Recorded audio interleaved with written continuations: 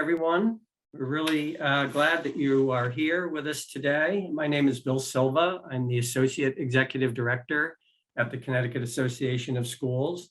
And today is our first CAS-CIAC Men of Color in Leadership Conference. And again, we're thrilled that you are here with us to be part of this. We have a terrific lineup of panelists and students to share their wisdom and experiences with you. And we look forward to a really special 2 hours this morning. So I want to welcome you. I want to thank the corporate partners who make this possible, who work with CAS-CIAC to bring all this quality programming to you. And the corporate partners are the Connecticut Department of Public Health, Connecticut Army National Guard, Connecticut Lighting Centers, Horace Mann, Holman and Cumley, Liberty Bank, and MCM Fundraising. So without further ado, I'm going to introduce my colleague, Charisse Miller-Odukwe. Enjoy this morning, and I look forward to being part of this all with you. Morning, Charisse.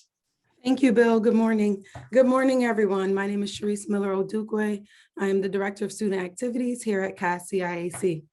We are extremely excited to welcome you to our first Men of Color in Leadership Conference. I would like to thank the panelists for taking the time to be here today, and also our student leaders who are here with us as well. For all of the viewers, I am confident that you will take away something to inspire and encourage you today during these 2 hours. So thank you so much for joining. We're excited to have you. And at this time, I am going to turn it over to my colleague, Mr. Henry Rondon. Thank you. Good morning, everyone. My name is Henry Rondon. I'm Executive Director here at CAS-CIAC. Just like my colleague said, I'm very happy that everyone is joining us today.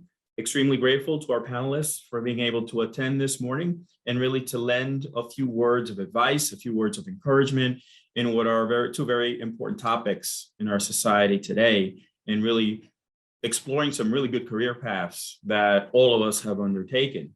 So without further ado, let's begin our program. So I'd like to introduce today our first student moderator, Josh Cooper. Josh. Good morning, everyone. My name is Josh Cooper. I'm currently a junior at the Civic Leadership High School in Enfield. I'm currently a cross-country runner, play lacrosse, and I snowboard competitively all around New England. First, I'd like to introduce some of the following panelists that will be with us today.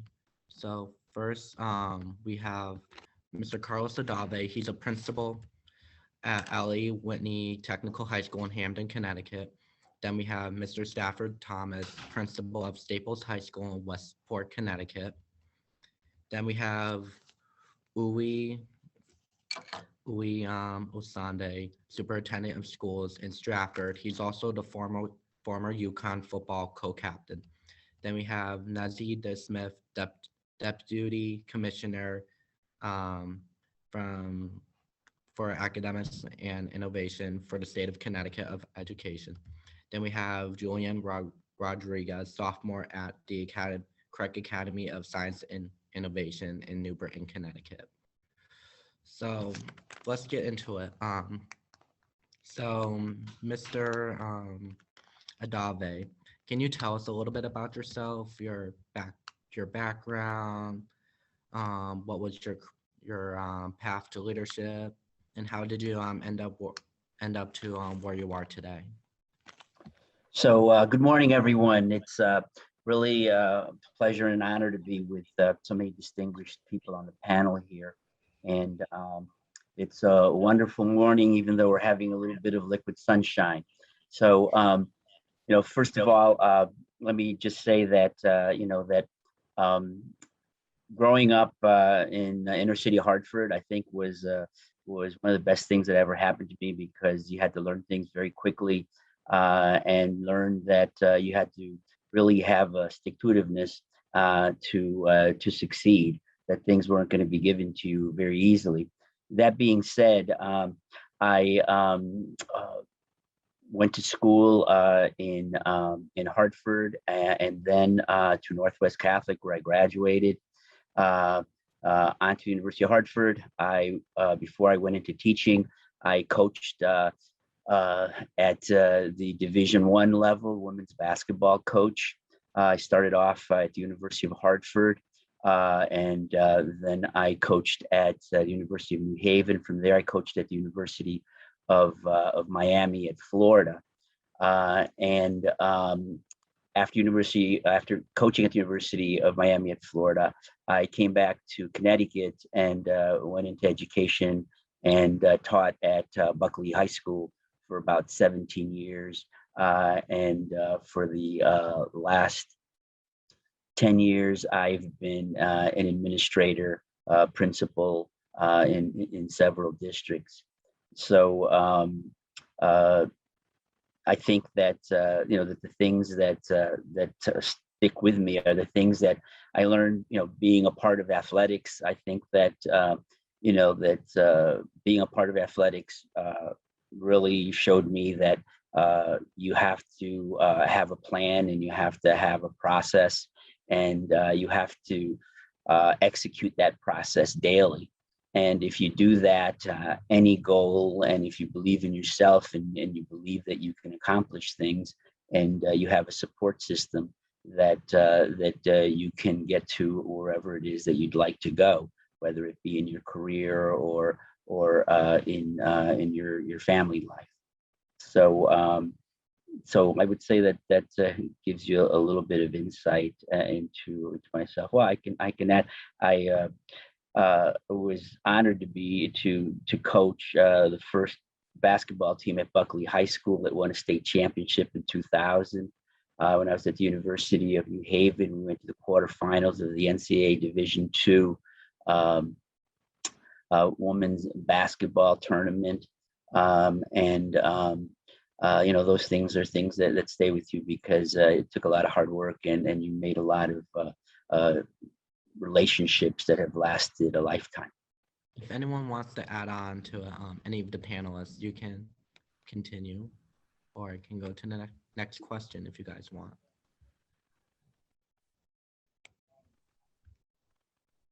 All right. Mr.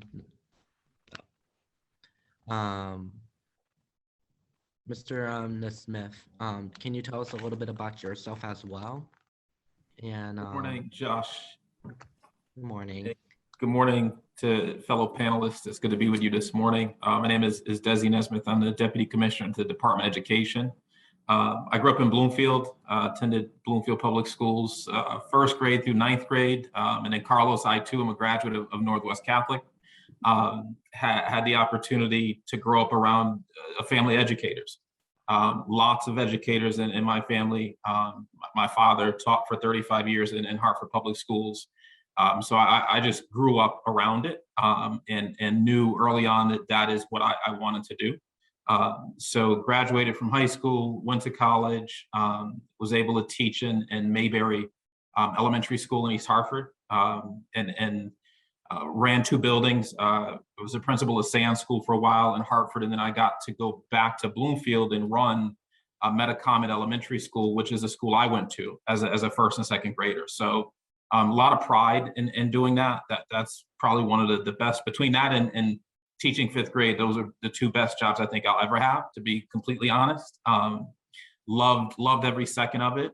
From there, I came to the State Department as the Chief Turnaround Officer, working on school and district improvement programs, and now Deputy Commissioner.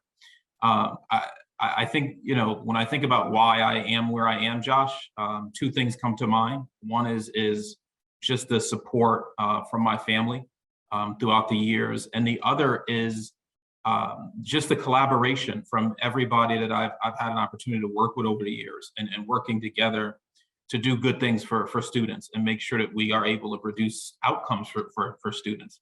So I feel like I'm a product of a lot of folks' effort and time and collaboration to be able to be where I am. And so I look back on my path to this point with great appreciation for relationships and the teamwork that I've had the opportunity to experience working with folks across the state and in schools and students and parents as well. So thank you for the question. Good to be here this morning. Dr. Osande, can you tell us what is your style of leadership? Sure. Good morning. Similar to my colleagues, it's an honor to be here, and I'd really like to extend my appreciation to Sharice, Bill, and Henry, my colleagues and friends at CAS-CIAC for launching this inaugural event. It's just a thrill to be here.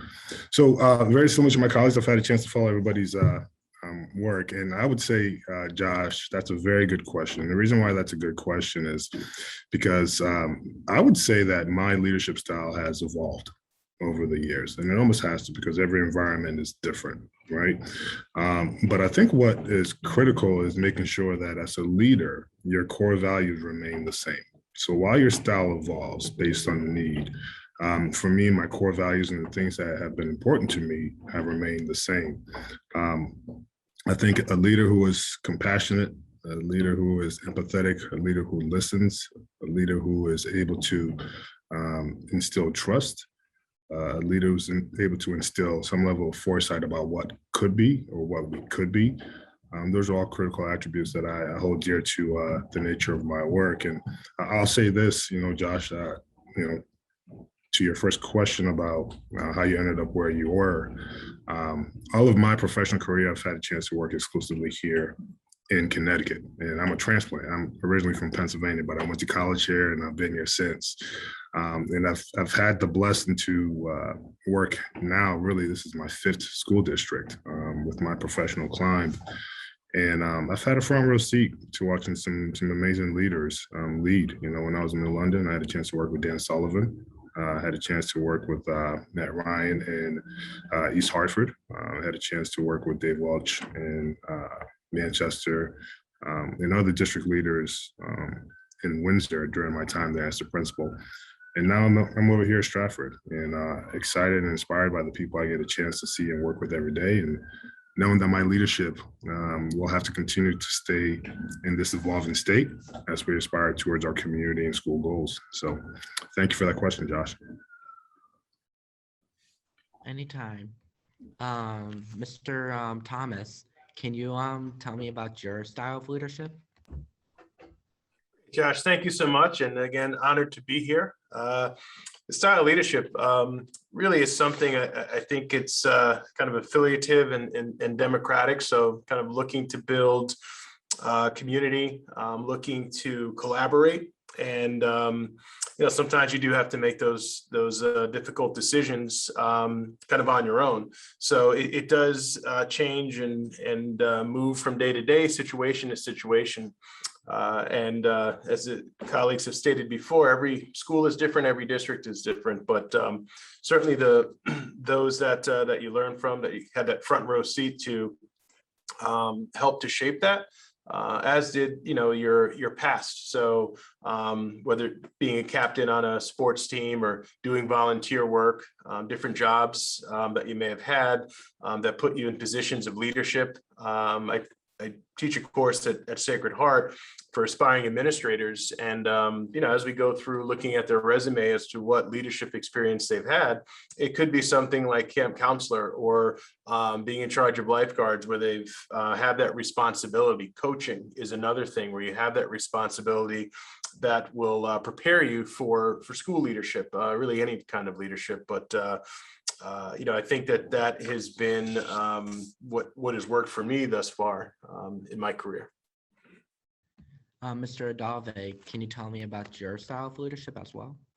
I think that in any endeavor, people have to take ownership, and I work very hard to make sure that in developing relationships with my staff, with my students, to identify their strengths so that we can come together as we build systems and structures at the school level that they have helped design and implement so that they believe in it.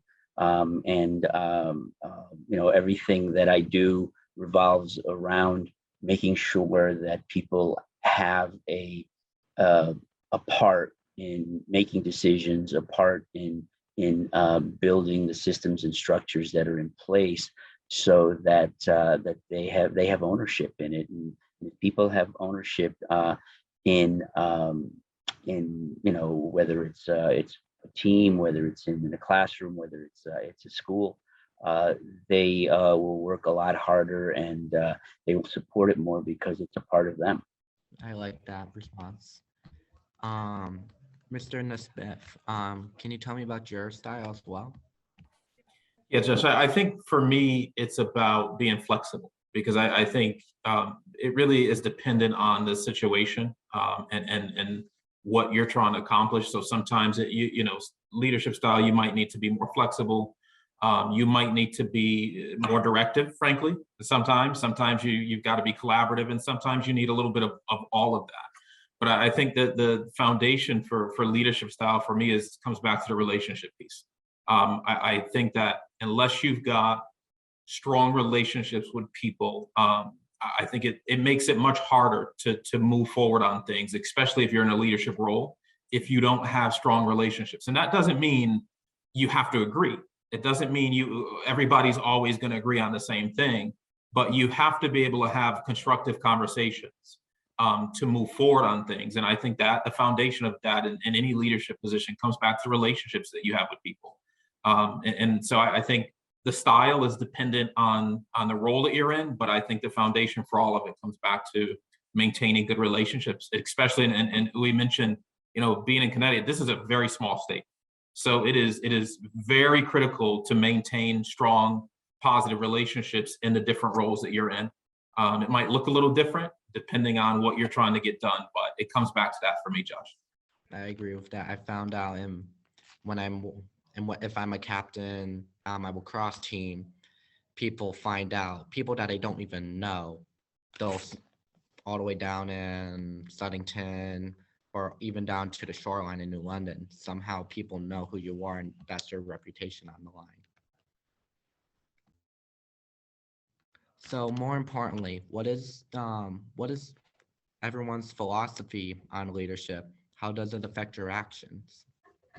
Josh, I'll jump in and get this one started. I think for me, it's about the team. It's not about me as the individual or me as the leader. It's about the collective group as a whole. And I think also in leadership positions, it's important not to forget how to roll your sleeves up and sort of jump in and get dirty and work with folks on the front lines. Because I think that shows a willingness that you don't stop learning as you ascend in your leadership trajectory or whatever it is that you want to do. It's important to not be the leader who sits over on the sidelines and just sort of directs and tells everybody else what to do, but it's important to be part of that work and to roll your sleeves up, especially as you ascend that leadership ladder. And part of that is frankly to stay grounded.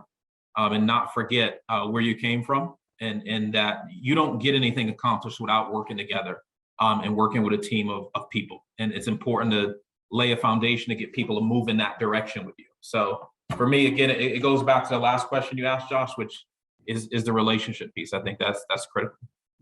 Right now, I would extend on that. Desi hit it right on the head. When we talk about all, it means all. Being a leader suggests that you have a responsibility to take care of everybody in that community, said community, so to speak. And for us, germane to education, education is such an ever-evolving engine, right? When you talk about doing this work for people's children. And what we do know is that there's a wide amount of disparities, right, across what people experience and the kind of achievements that they have. So, when we talk about doing this work, when we say all, we really mean all. And if I am tasked with that responsibility of being a supervisor or a leader of, an educational community, then it's exactly about what Mr. Nesbitt said, about having those relationships and having those deep and vulnerable conversations and really saying, what does this mean to make sure that everybody in our community has a quality experience. So I think those are critical aspects of the philosophy that guides the work, because ultimately what you're looking for is the greater good for everybody. Josh, I think it speaks to, just to add on, your experience as being a captain and your reputation, and just to be cognizant of that, to understand what that means. How do you want to be referred to in conversations? How do you want, what do you want to be known for in terms of the team's behavior? And so in understanding that, it is, just like being on a team, people, and this is a people business, and the relationships, especially that adults have one another in the building, are probably the most important, because that's what the students see, that's what's modeled. And so certainly the collaborative effort is key, but understanding and being grounded in a philosophy that you can always go back to, that everybody can agree on, is important to formulate and to communicate to the school, to the community as well. Mr. Agave, do you have anything that you would like to add on to this as well?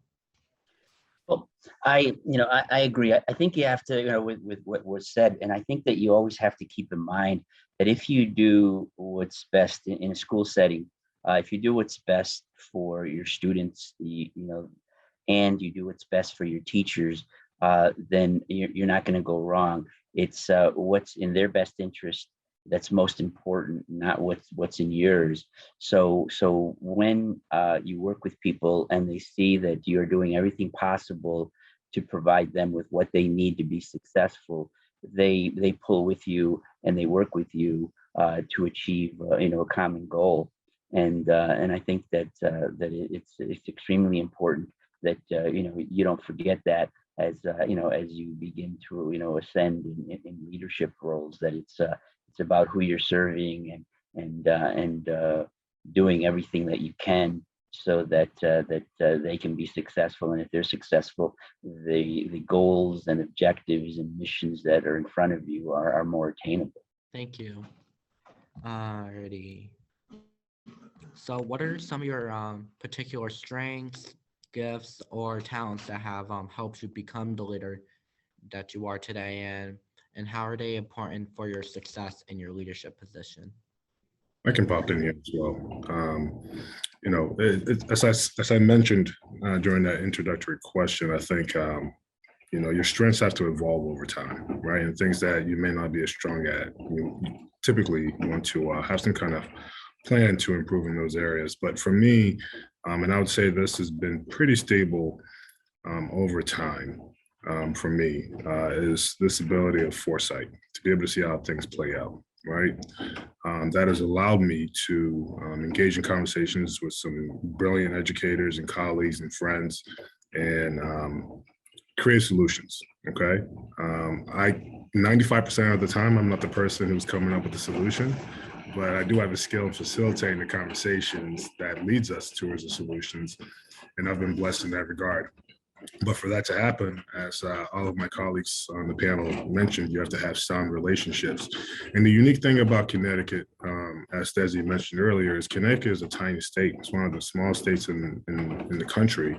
And if you're looking for those relationships, there are people out there who will lend a hand in helping you. And I'll say this, as an early career superintendent, I've been embraced by the state from a support standpoint. But last, I would say that the last characteristic that I would say is probably a strength is my ability to engage in conversations and challenge people, to extend themselves for impact. For whatever reason, since I've been, an adolescent, a child, that attribute has served well for me in working with people. I'll follow up on what Dr. Sunday mentioned. I think that we've talked a lot about the relationship piece this morning. And for me, I think it's once you have that in place, it becomes about building the right team. And that means supporting the folks who are on your team. I think a lot of times in education in particular, we think that once we graduate or once we get the degree and we start in these roles, that somehow we sometimes forget that it's important to continue to learn and continue to grow. As educators and as professionals. And I think in any of the roles that I've had, I've tried to make sure that I'm growing my team and that giving folks opportunities to continue their learning. And honestly, Josh, to try things and fail. I think, sometimes we think that everything we have to do has to work, or supposed to work. And I think somewhere along the line, sometimes we forget it's important to set people up to be able to try things, and think outside the box. And if it doesn't work, that's okay. And it's not punitive. And I've tried to instill that in the teams that I've worked with, and the people that I've worked with over the years, to make sure that you want people to really provide, as we mentioned, some of those solutions and some of their best thinking. And part of that is making sure that you have a space where you can throw out some ideas that may be out of the box, but you want people to be comfortable to try new things. And I think that is a skill set that you have to bring out of people, so that it's not seen as punitive when you want folks to try something, knowing it may or may not work. And I think sometimes in our profession, we think that everything that we put forward, everything that we do, there's an assumption that it's automatically going to succeed. And I think sometimes that makes people a little bit more cautious to think outside the box and try different things. So for me, it's that relationship piece that we've been talking about, and getting people to a place where you want them to provide their best thoughts and thinking in a place where it's not punitive if it doesn't always work out. I'd like to add that I agree fully. I'd like to add that I think that going into the leadership role, you have to understand that you're not going to know everything. If you go into a real leadership role and you think you know everything, you're setting yourself up for failure. A good leader is always learning. And I think that the biggest challenges that I faced have been when I'm given a responsibility that I don't know much about. Like having to learn how to write a Google script because it's needed to do some functions, and you have to teach yourself, and cut and paste. You may not know it fluently, but you know it enough to get the job done. When you're learning about different types of pedagogy, and maybe you're not familiar with one, let's say blended learning, or you have to roll up your sleeves, as was said previously, and you've got to dive right in, and you've got to teach yourself. So the adage of being lifelong learners in our day and age is real, because you're gonna be thrown things that you do not know fully. You may know on the surface, maybe you haven't even been exposed to. And that's what a true leader, a true professional does, is they take the time, when everybody else is punching out, to learn, to explore, and be able to contribute to the larger group, because you've taken the time to do that. And you find others who can pick up the ball once you get them started. And I would say that problem solving, a lot of what we do centers around problem solving and really of social issues. You don't have too many math teachers that become principals. You've got a lot of social studies, guidance, phys ed as the traditional ones, but it really is about problem solving and the analysis of a problem, because that's how you can start to plan, to try and attack a situation, so that you do get the best results. But a lot of certainly my days have been centered around problem solving. Thank you for that. So the last question I have: what advice would you give to students, especially young men of color in the middle and high school, when it comes to leadership? I can share with you some of the things that that I've shared in my principal days, when I had a chance to stand in front of our students more directly. I really spoke to them about embracing this concept of leadership and being a standout and doing things at your highest capabilities. But even more so for students of color, it's important that from a self-perspective standpoint, you recognize, the gift that it is to be a person of color. Okay, it's an asset, right? And we have a responsibility to represent that at the highest levels, right? Continue to extend yourself, continue to grow. But more importantly, as you grow and as you hit different levels of accomplishments, whether it's as a captain or as a leader or somebody in a more technical leadership position, it's important that you bring others along or you extend opportunity. Okay, it's important. That is something that this country so desperately needs. I have been fortunate to work extremely hard, but I also know that I've been afforded opportunity. And for me, it was important to extend that opportunity. And, you know, my work at Windsor was one of those examples. But inherently, the most critical advice that I would give is that if you do good, good will find you wherever you go. Okay? If you do good, good will find you wherever you go. So continue to take care of each other, continue to push yourself, and continue to find a way to leave a lasting impact on other people. You know, I agree with what Dr. Sunday said, and it's not a whole lot more to add to that. I think a big part of the advice I would say is it's important, especially at that age. You've got to be your own advocate, and you've got to start to make sure that you're advocating for yourself, because it's not going to be somebody else's job to do that for you. The older you get. And I also think it's important to recognize that you can learn something from anybody. And so you shouldn't make assumptions about people and opportunities that you have to learn from them, because you may not realize it at the time when you're in it in that moment, but you look back and you realize that, you know, a lot of folks have the opportunity to impact you and your life and what you want to do. And in knowing that, it's important to make sure that you are true to yourself. It's not about being what you think somebody else wants you to be.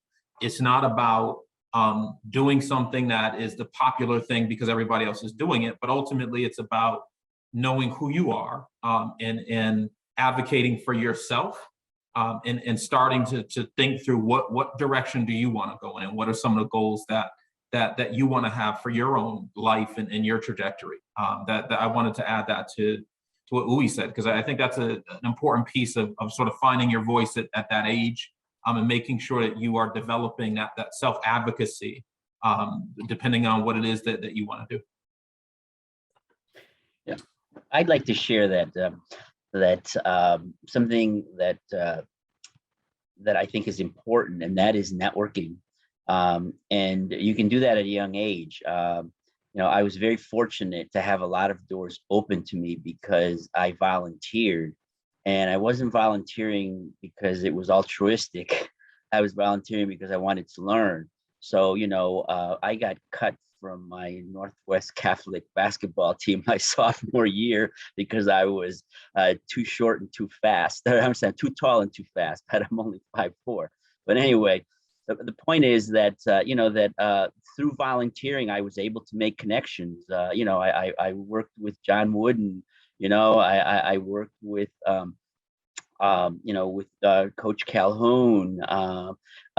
So in volunteering for different things, I was able to develop relationships which helped later. And it opened doors for me. You know, I volunteered when I was at Northwest Catholic to tape ankles, and they got me a scholarship to the University of Hartford because they saw me taping ankles. We used to play our big games there because we had so many fans at the time. You know, that it opened another door for me. So I could go on, but I think that getting your foot in the door and your toe in the door is really, really important. And one way to do that is by volunteering, and you'd be surprised how many people will be more than happy to let you in. People that you think, you know, may not even talk to you, you know, are very open to helping others. And once you get more than your foot in the door, it's about networking. It's about, you know, developing connections with other professionals that are like-minded, so that you can share and support each other, which is extremely important. You know, as a person of color, our experiences are a little different. You know, so it's nice to be able to have a support group that you can talk to, that you can bounce ideas off of. And again, that takes a little volunteering. If you're volunteering in an organization that's a professional organization. So volunteering, networking, and developing a support group, I think are three things that will really assist in young people, or anyone for that matter, achieving their goals and aspirations. I think the other piece too is, that you can do it. Certainly, I never thought that I would be a school administrator, and it's my 20th year now as one, but there's no straight line path. So it may seem intimidating. You may have your idea of what a leader looks like, and you're not sure, but you can certainly do it. And certainly in the state, as you look at Connecticut, one of the most racially isolated states, in the country, it is extremely important to have diversity in leadership. And schools is certainly one area. You look at the Fortune 500 companies, and you don't see a lot of CEOs that look like the people on the screen here. So there's certainly a lot of work to be done, but there's such value in aspiring to attain such a position where you can influence so many people. And probably the biggest influences that you'll have, you probably don't know at the time how you have affected or impacted someone in a positive way. And Stafford, to that point, that really kind of speaks to how critical events like this are. So I would like to commend, CAS-CIAC for hosting an event like this, and really kind of provide this opportunity for students and other aspiring educators to be exposed to this kind of platform and recognize that this is certainly doable. Okay, so for the last question that I have for you guys are, what's the biggest challenge that you have faced in your personal or professional life that has helped you overcome to get you where you are today? There's a host of things. I mean, we could be here for the next 45 minutes. We want to talk about that, particularly as a person of color.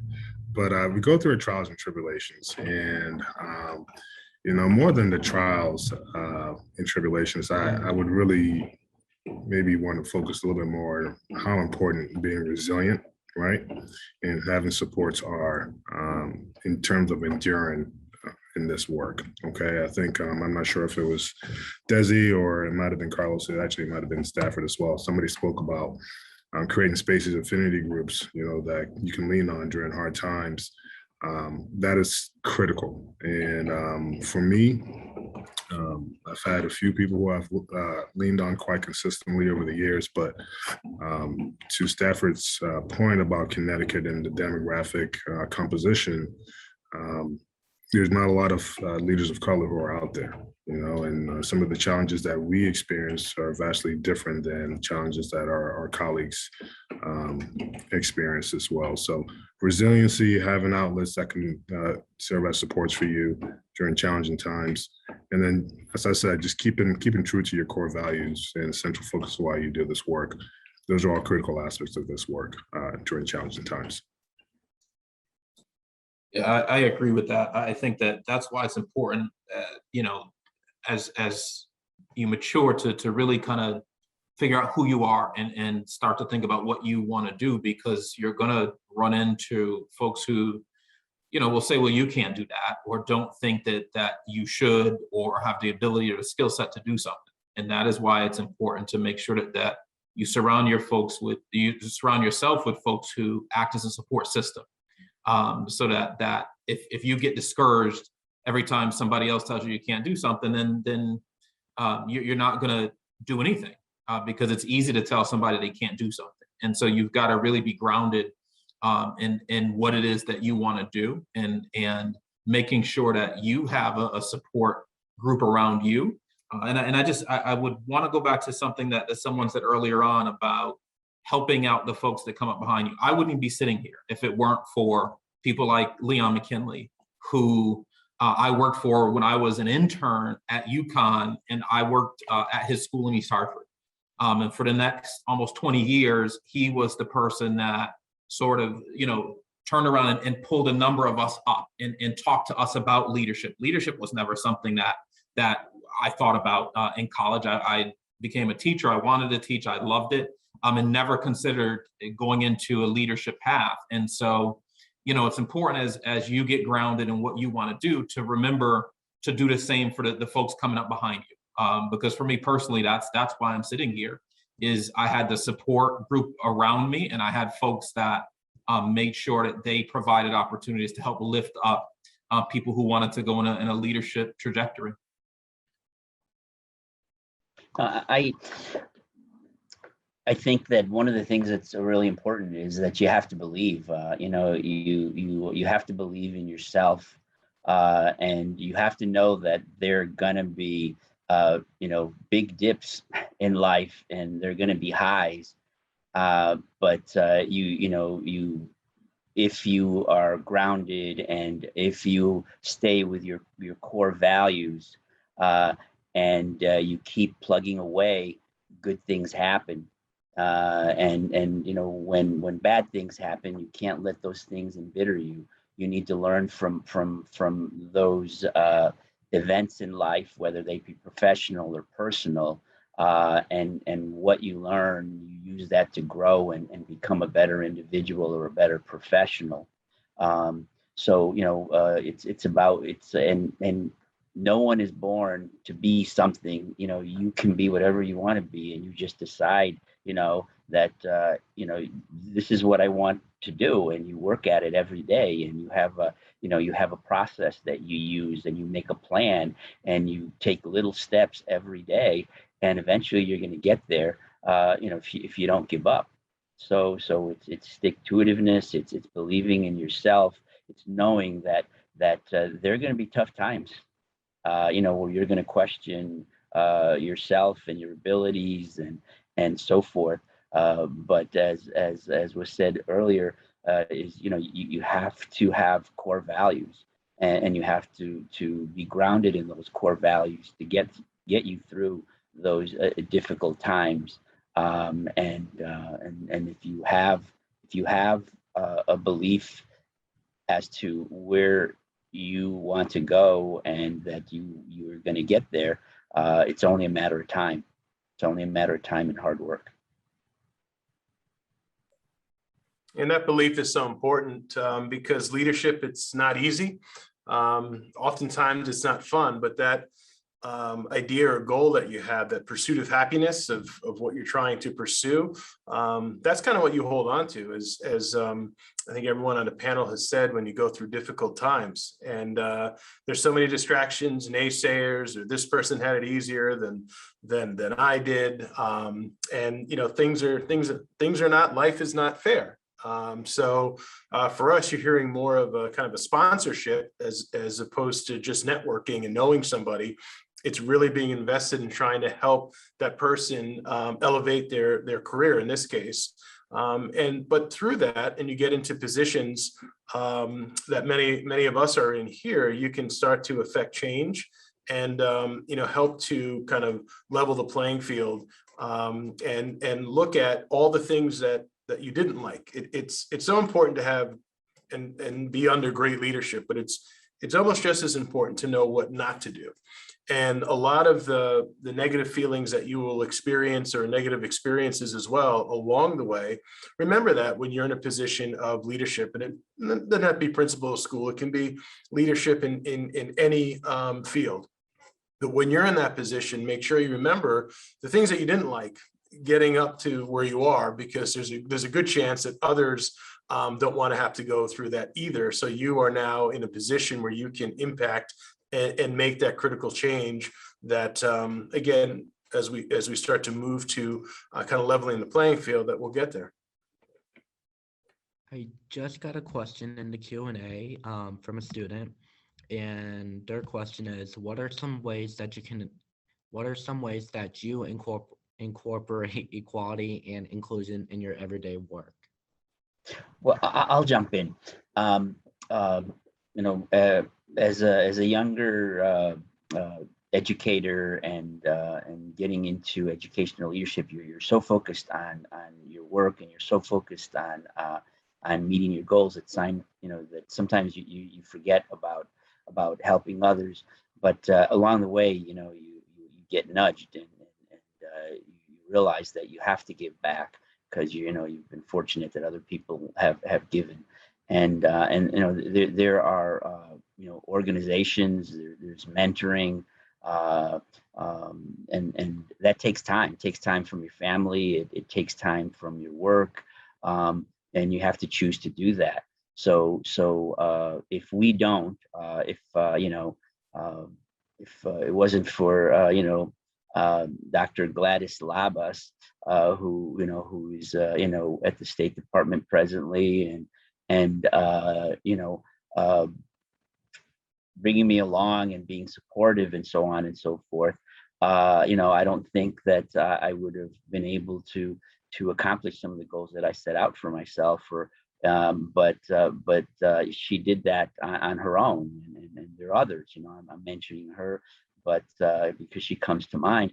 But you have to give back. If you don't give back, what we're doing, I think, is we are not honoring the fortuitous occurrences that have come in our lives. Because if something goes right instead of left, your life could be totally different. Yeah, I would add to that in regards to including equity work and inclusive spaces. Is the one disclaimer I'll put is that equity is an institutional phenomenon work that is ongoing. It actually never ends, right? And for me, in my career path, I've had the privilege to work in some of the most diverse communities across the state. And equity work looked different everywhere, and most recently in Windsor, our students led that work, to Desi's point, they advocated for why it was important for them, and we supported them. And overall, it allowed us to improve the school. And right now, in my role as the superintendent of schools, equity is a big focus for what we're doing here in Stratford. And I'm still getting acclimated here. But Stratford has a very diverse student base, with almost 66% students of color. So I'm interested in diving deep into the conversations, getting a good assessment of where we're at, and also figuring out the best ways to support our professional community around this work, and really and truly authentically creating inclusive spaces. The work never ends, and if there is an end in sight, hopefully I'm here to see that. But right now, we're going to continue to push forward with everybody's voice at the table, and try to make sure we have the best experiences while we're all here together in our individual communities. I would add to that, Carlos, I work with Gladys. And so, that, sparked some thoughts in my mind about this. And a big part of it is making sure that when we talk about equity, it's not just about students, but it's also about families. And I think making sure that folks have access, and that folks have information, and folks have what they need in terms of the tools to make decisions.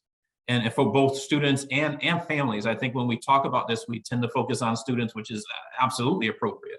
But I also don't want to lose in this space the importance of family. And that is something that I know that Carlos, that Gladys is heavily focused on. And we've had a lot of conversations around how do we make sure our families are getting the information that they need to be informed, and how do we bridge the gap that sometimes exists between the family experience and the school and district experience. And so that, to Uwe's point, that is ongoing and is probably always going to be there. And so it's important for us to make sure that we're working towards those goals, to make sure that people have access and information to be informed and make the decisions that are going to be best for their family and their students.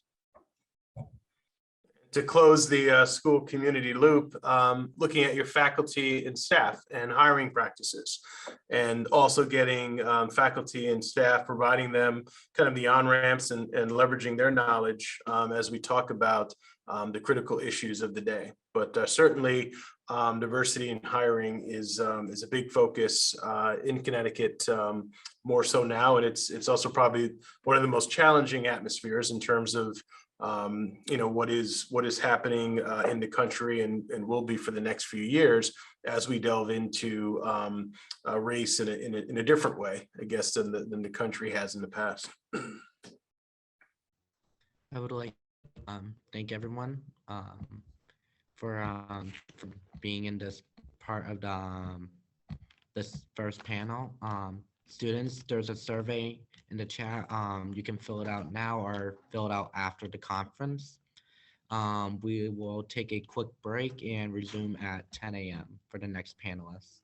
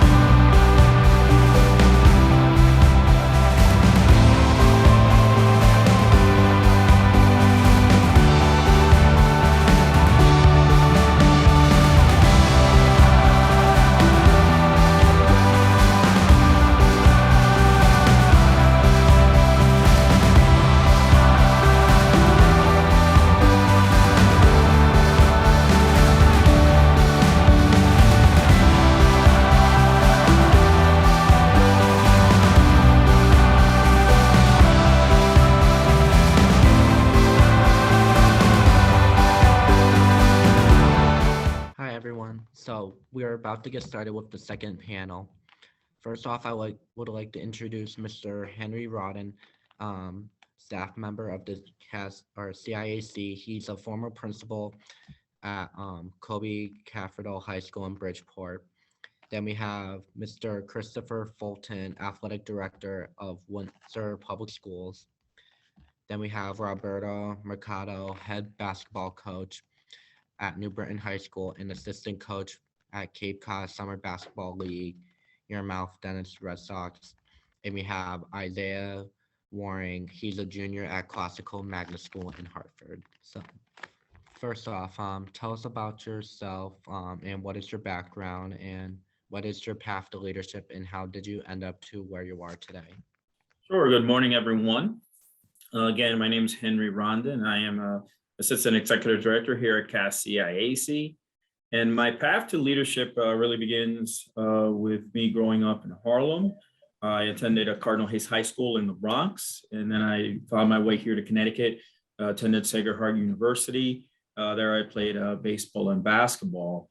And really, when I talk about my path to leadership, first I look at all of the examples in my life. So I'll go from an educational standpoint. I look at the teachers and the administrators that really gave me some really good advice about the path that I should take in life. And I would say the same in sports.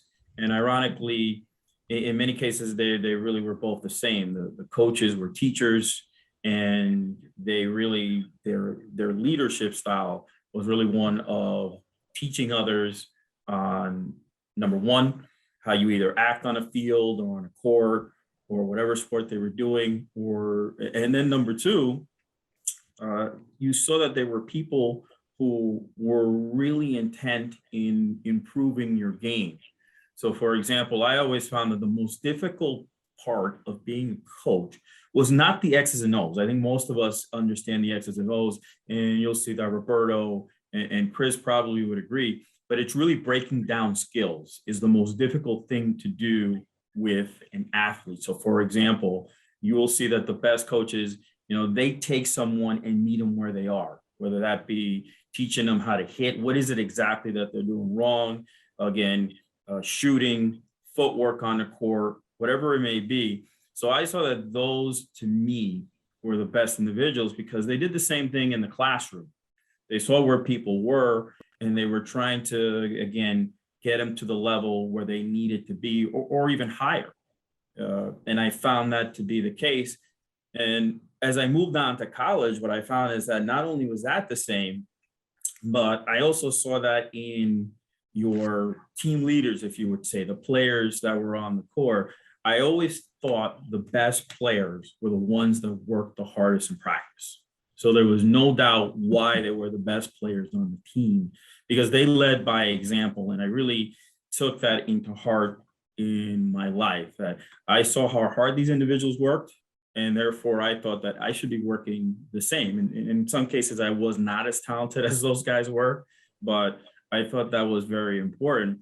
And then when you take that into life, whether it was being a teacher, it was being a coach, being an athletic director, or being a principal, I always saw that I took those examples from individuals, and I really wanted to then pass that on to others. And I thought it was extremely, extremely important, the lessons that I learned from all those individuals. Mr. Mercado, would you like to add on to that as well? Yeah, hi guys, how you doing? So Roberto Mercado, pleasure to be here. Tough act to follow with the panel in the first hour, but we'll do our best over here. So New Britain High School, a little bit about me. Born and raised here in New Britain, Connecticut. My parents actually met here at New Britain High School and got married in high school. I suggest no students do that. You guys are too young. But they had us at a really young age, and my parents weren't, to be honest, they didn't go to college.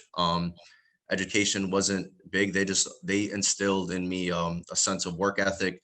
And if you want to get something, you better work your tail off. And I think for a lot of our students that are here and a lot of students that I deal with on a daily basis, it's kind of sounds the same with a lot of students. Maybe parents are super supportive, but they just don't have the tools to educate their kids. And I think that's where us as coaches, us as people in leadership have to make sure we instill that to our players and our students. So just quickly went to the high school, graduated, went to UConn Avery Point, small school in Connecticut, and played baseball. Went to Fitchburg State University, small Division III school in Massachusetts. Had an opportunity to play there and continue on my education. Got my degree in human services, and was lucky. I was substitute teaching, was kind of unsure what I wanted to do, and got an opportunity to be a dean of students in 2005. And I've been in the job ever since. So been blessed. And one thing that Henry said, and I think it's very important, is that we try to find people that we can connect to. And everybody's talked about relationships, and I'm sure we'll get into that a little bit more. But the relationships that I've created allowed me to be in the position that I am today. And I'm not done yet. And I think that's what everybody in this panel needs to understand. No matter where you are, whether you think you're at the top, you're not. All right, continue to be humble and learn, and we'll get into that a little bit more. But again, it's an honor to be here, and thank you.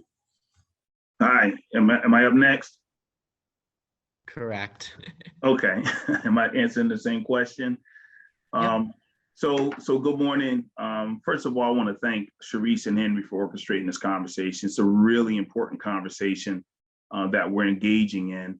And I like the fact that we have a bunch of, not only we have a diverse group of people. I'm hoping there's a diverse group of individuals listening, as I think it's going to a lot to learn. As Coach Mercado said earlier, that group that went before us, that's a tough act to follow, but we'll do the best we can. I've been in the capacity of educating young people for almost 30 years. I started off as a youth director in my hometown of Norwalk. Big out to the senators at Brian McMahon. I developed athletic and educational programs there. I taught ESL, and that's English as a second language. I worked at an institution or organization down there called VTEM, which was an institution for at-risk youth. So that was a learning experience in and of itself. And it was during those experiences that it became very evident as what I wanted to do in life. Actually, it was an innocent encounter with a young kid. I remember his name very vividly, is Danny Vasquez. That tipped the scales for me, while playing an intense game of Foursquare at summer camp. Danny inquired about my background. Where did I live? What high school did I attend? Where did I go to college? I told him I went to the University of Rhode Island, that I had gone on an athletic scholarship for football. And then one of these profound, which was a small question, but pretty profound, do you think I could go to college? And it was at that point that I was like, this kid is sizing me up as someone that he respects and is modeling. And so, although it was extremely flattering, it was eye-opening. And I was making a good impact down at the community center, but at that point I knew I needed to move and do some other things at a higher level. And so I went into teaching. My path as being a leader started with two of the greatest leaders that I've ever come across. Mr. James Fulton, which is my dad, and Miss Irene Peggy Fulton, which is my paternal grandmother, who instilled in me hard work, compassion, consistency, different forms of discipline, some of which, couldn't be done in this day and age. But nonetheless, I also was professionally blessed to work with some other people, with Dr. Steve Perry and Dr. Kitson Huey Ferguson at Capital Prep in Hartford. And it was there I polished my championship for the plight of students of social justice and equity. And lastly, as you saw, I had an opportunity to work for a year with Dr. Uyo Sunday. And that relationship helped to cultivate my technical end of leadership. How do you go about getting people to do the things that you want them to do?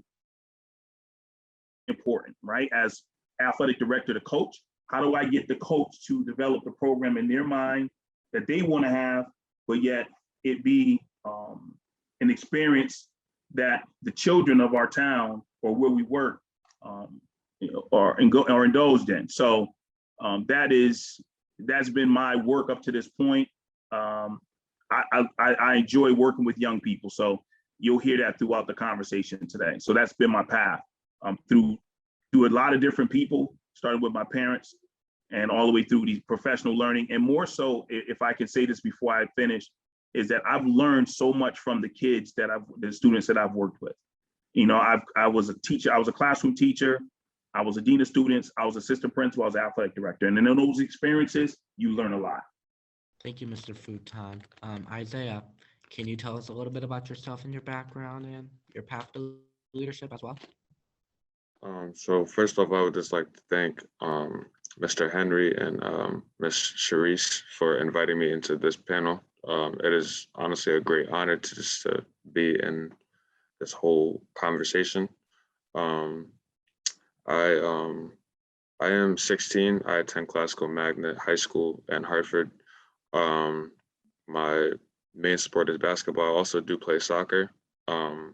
With basketball, I'm a lot more skilled with basketball. With soccer, I have a strong work ethic with everything I do, but with soccer, not having as much skill, I tend to try and reflect trying to impact the game with just my hard work.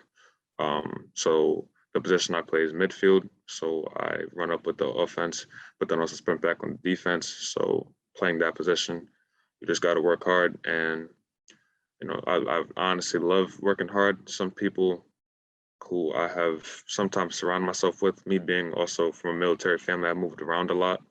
From a young age, I lived in New Mexico, South Carolina, moved to Wisconsin, but I have been back in Connecticut for now 2.5 years, or I think 1.5 years. My apologies, 1.5 years.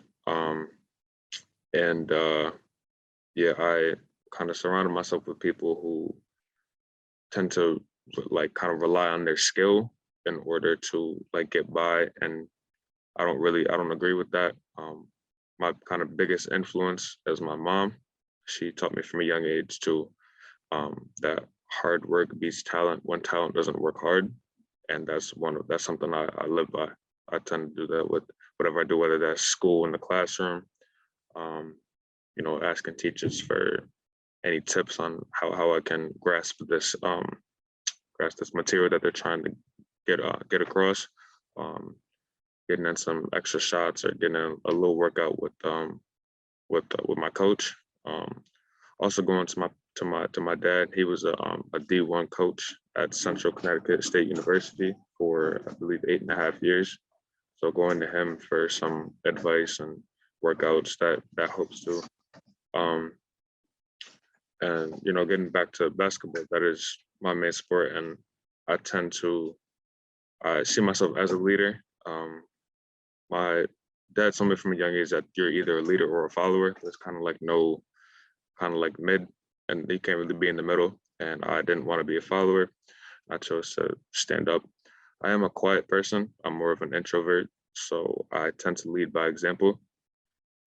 And that's working hard in practice, picking my teammates up when they're down, explaining a play that they may not understand, or demonstrating a drill that may be a little bit difficult for my fellow peers.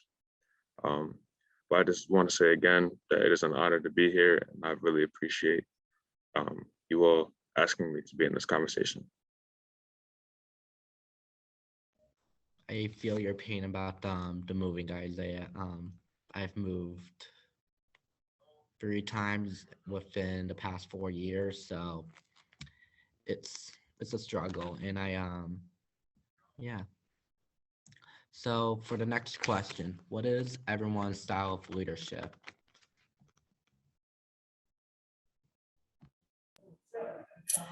Sure, I'll jump in. So my style of leadership is I love being proactive, and at the same time, what that means is that you have to listen to the different constituents, or a word that we love to use a lot, or stakeholders. So for example, for me very early on, one of the things I learned was, you as a player, especially basketball, I think is a great example. Call a timeout, coaches all huddle and they're talking strategy, what they're going to do, what play we should run. And, one of the things you think as a player is like, what are they talking about in that huddle? Isn't the coach going to make a decision? Isn't he knows what he's going to do? Why does he have to talk to those 3 other guys? And then the funny thing is, then you turn around and you're coaching and you're in that position. So when I was an assistant coach, it was interesting because the head coach actually listened to what you had to say. And I was like, oh, and sometimes he would actually take your advice and he would say that in the huddle. And then when I became a head coach, I did the same thing. Like, I would listen to what they had to say. And then from that decision, I would then convey that to the players. This is what we want to do. So But the lessons that you learn from that is that when, for example, you do get into a bigger position. So let's say when I became a principal, you had to listen to what the assistant principals had to say, what's going on in your community, how you make different decisions, your department chairs. So listening, I thought, was a crucial piece to being an effective leader. There are many other traits that you need, but I always thought that was an extremely effective piece, because the last point that I will add is that you are always, especially as a principal, same thing as these gentlemen mentioned, when I was a dean of student, you almost have the same dynamic. Someone is going to come into your office. They're not going to be happy about something that happened. But, you know, sometimes, especially when you're dealing with parents and maybe a kid that something's gone wrong, sometimes they just want to be listened to. So therefore, sit there and listen, because they have something important they want to say. And in most cases, once they get off their chest, now they're ready to listen to you. And therefore, I think that's a very important piece in being an effective leader, along with other traits. So I've really taken that to heart.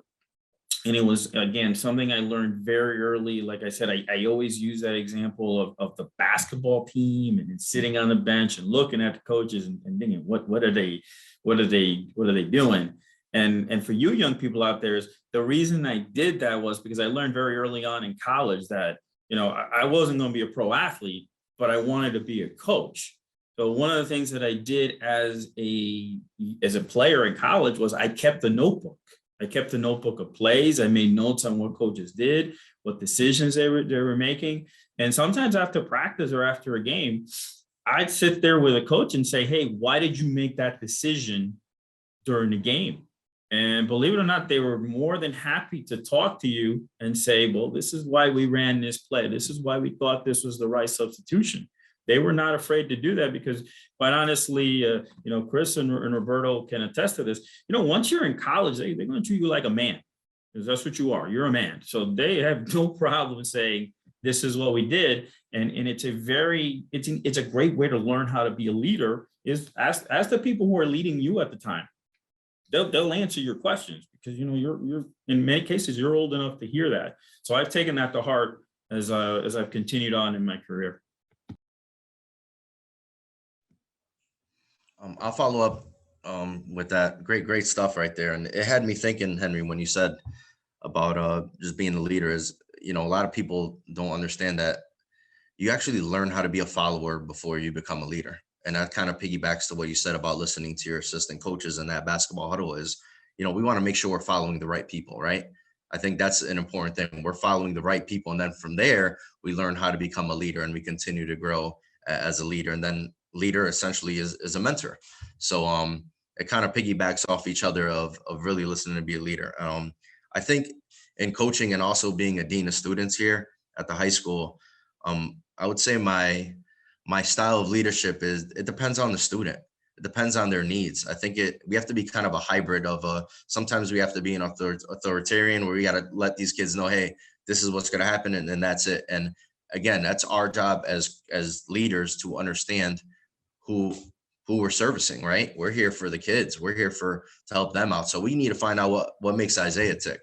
I need to find out how I can get the best out of him. And part of my job as a coach and as a dean is to figure that out by creating relationships that everybody's been talking about all morning. And once I figure that out, Isaiah may not realize this till years later. Man, why was Coach Mercado on me like this? Because you know what?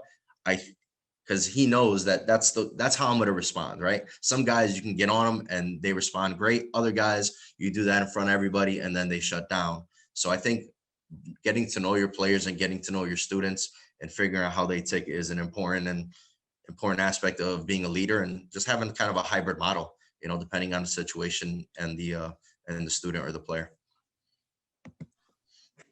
Yeah, so, you know, to piggyback off the what, you know, Roberto just spoke on, you know, your ability to lead changes from person to person and from situation to situation. It's not a one size fits all. It's you know, as we talk about attributes of leaders, that flexibility that comes with it, whether it's from my position as an AD working with coaches, or in previous years where I was a coach and working with students.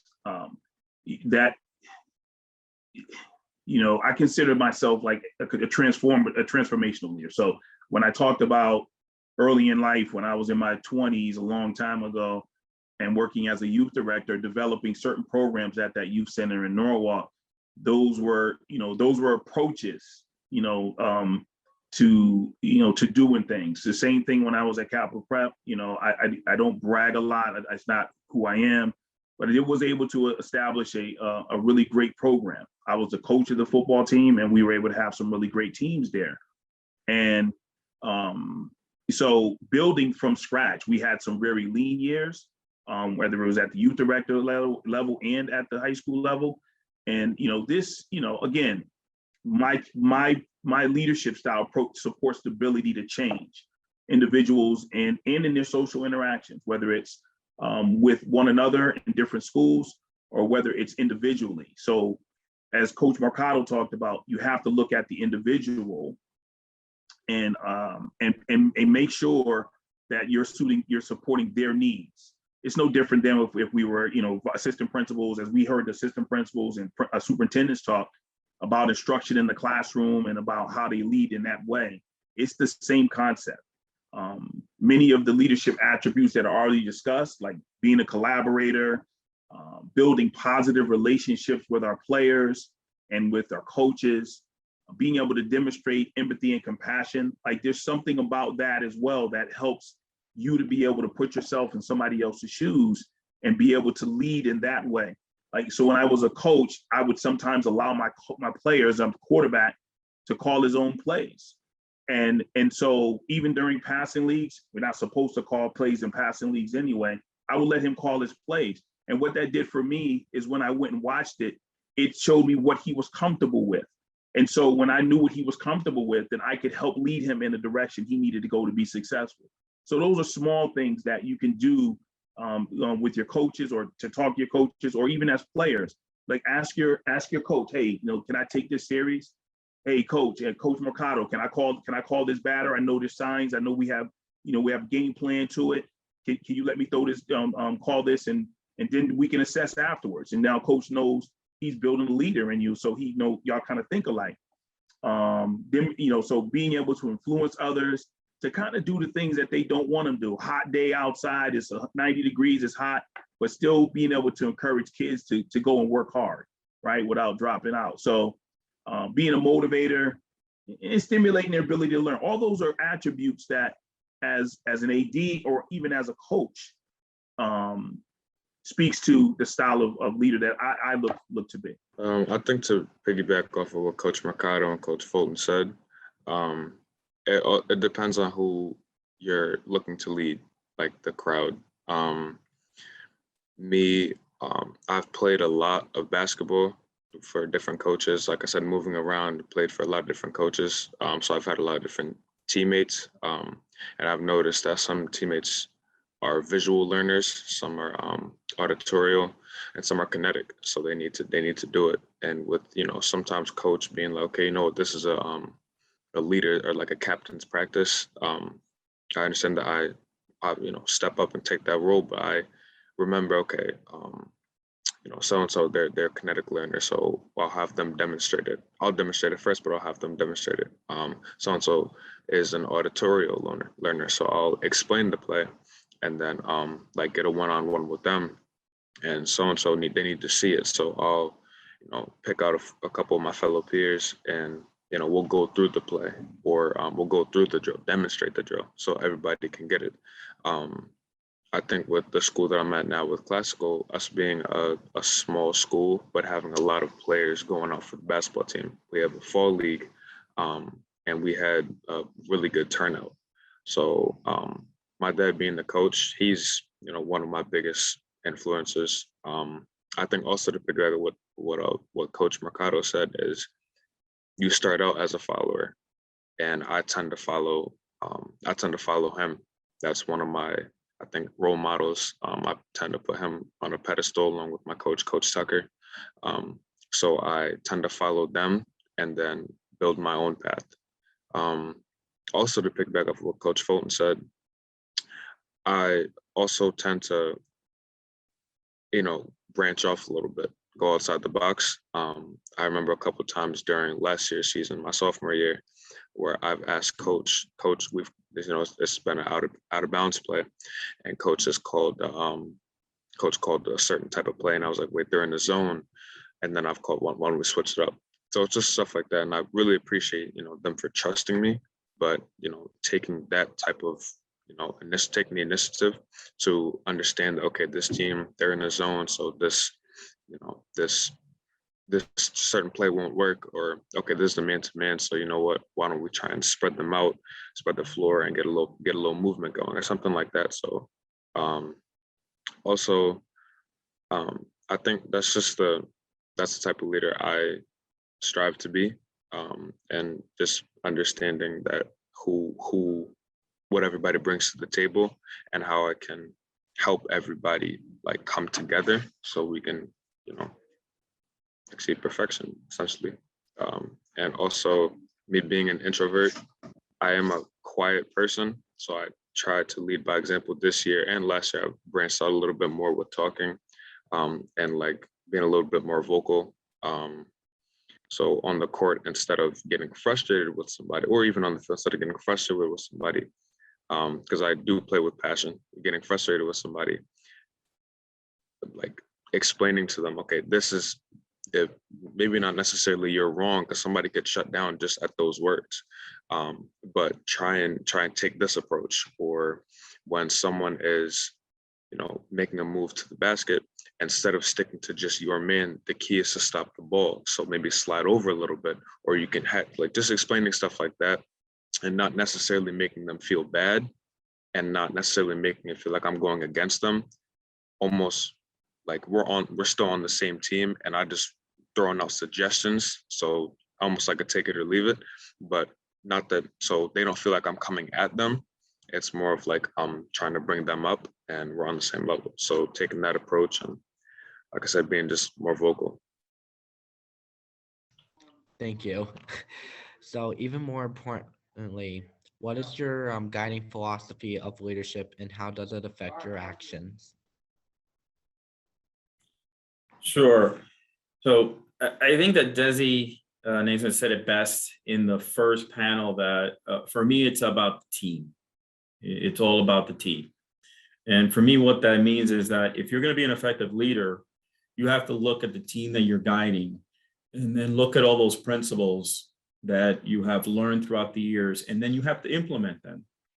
And Roberto and Chris and Isaiah, I think, mentioned all of those ideas. So when we talk about meeting people where they are and allowing them to make educated decisions, and Isaiah said it best, if you're inbounding the ball and you recognize that they're going to go in the zone, and you're running an inbound for a man-to-man, you have to allow people to make those adjustments. It seems like a simplistic idea, but that's what you want people to do. You want people to themselves become leaders. And if you're a true leader, you allow people to make good, educated decisions. And that doesn't matter whether you're talking about a school, a baseball team, a basketball team, a football team, a service project that you might be implementing in your community. Whatever you're doing, it really is about the team.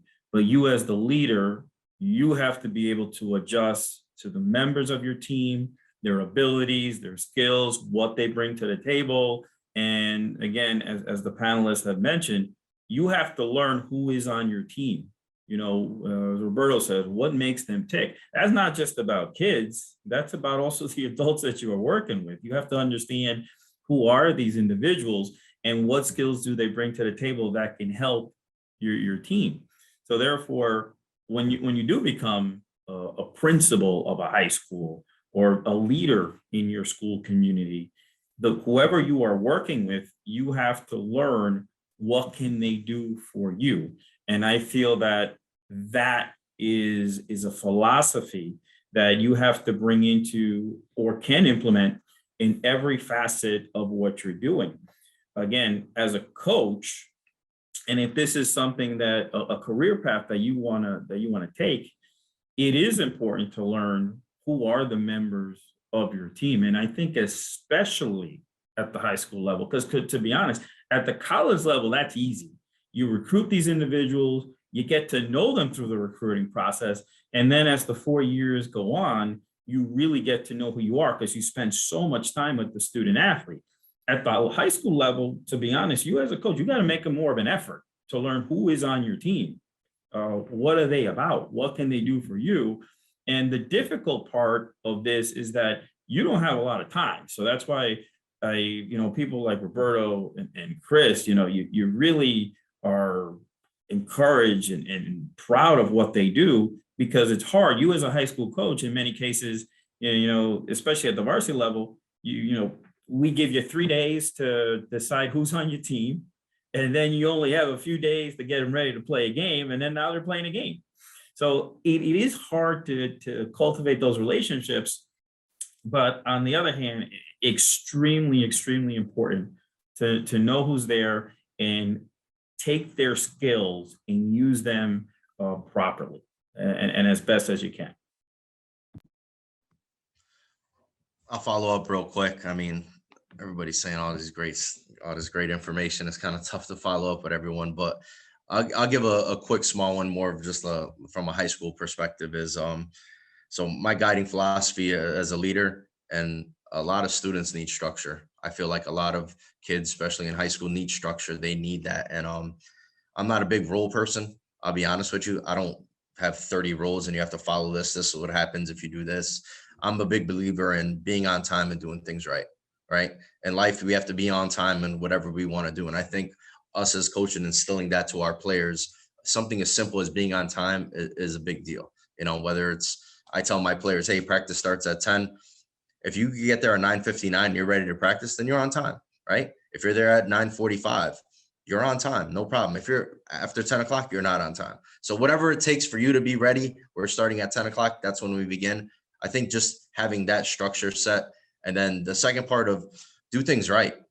Represent yourself the right way. Represent the city that you're from. Represent your family, your friends. And I think having those core values and instilling that into your players is a philosophy I firmly believe in it. And that everything else kind of takes care of itself.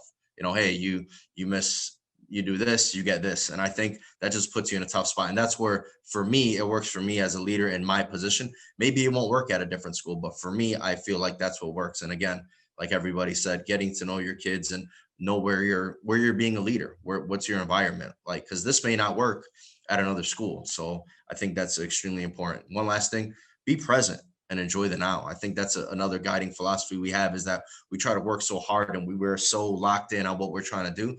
Be present, enjoy it, man. You're here for a reason, and enjoy those times you have with your players and your kids. And, we're so worried about we have to lead everything else. And then when they're in action and they're out there playing, let's sit back. And sometimes if you do your job as a coach during the games, there's self-coaching. Like Isaiah said, right? You could change that player on your own. You're a reflection of what we've been teaching you in practice. So I'm a big believer in practices for the coaches. Players are players. That's game time is for the players. Go enjoy yourself, represent yourself, and do things the right way.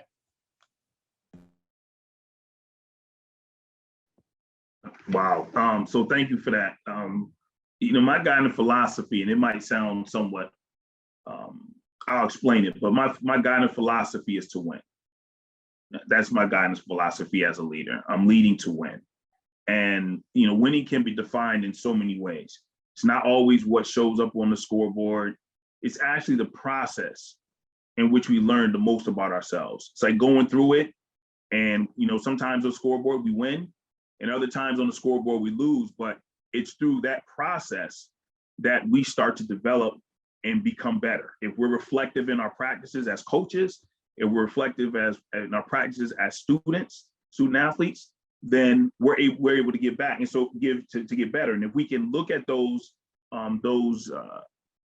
failures, right? And I had this conversation with my daughter recently, like, fail forward. Don't be afraid to fail, right? The failure is going to help you develop into something, in developing a winning culture, right? So how are we helping to shape these relationships to win?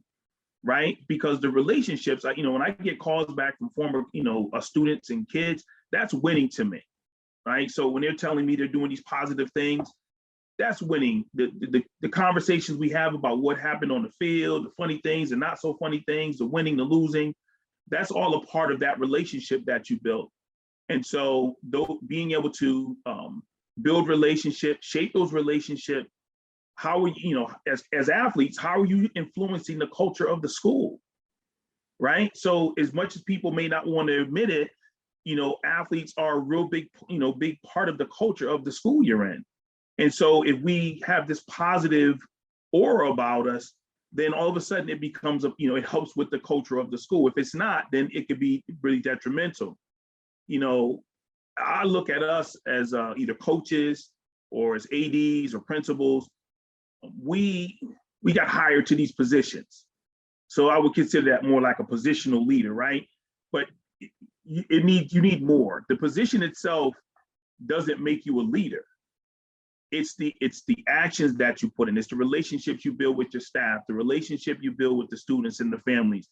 For the kids on here watching, it's the relationships you build with your teammates, and then it's the ability to get the results that we're looking for. And so the other part of this for me and for me is I challenge myself daily to help developing other people into leaders. Right. And so as I look at, like I gave the example before of the quarterback, I took really a lot of pride in helping him develop into a leader. Like I could have just said, you call the plays, and it would have been similar to the way we were thinking based on the game plan. If you can do these things, you're winning. Right. So my philosophy is to lead to win. Not necessarily that we have to win the game, but we have to develop this positive culture and these positive kids. And sometimes through failing, going through that process of failing, that's the win. And so I always ask our kids, are you winning today? Are you making really good decisions? Are you doing the things that you need to do in the classroom? That's winning. So that's my guiding philosophy.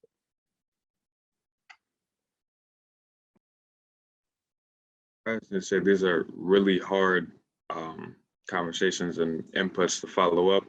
I think my guiding philosophy is lead to be a better person, right? I'm an extremely competitive individual. I have a baby sister, two actually, but I have a baby sister. Her name is Amaya. She's 2.5. We race around the house, and I pride myself on beating her. But I have fun doing it. So I think my biggest philosophy is I think I have two: work hard and have fun, but lead to be a better person in both of those. So work hard in the classroom, but have fun celebrating the A that you got on that test you studied really hard for. So it goes hand in hand. If you put in the work, I think you get out what you put in.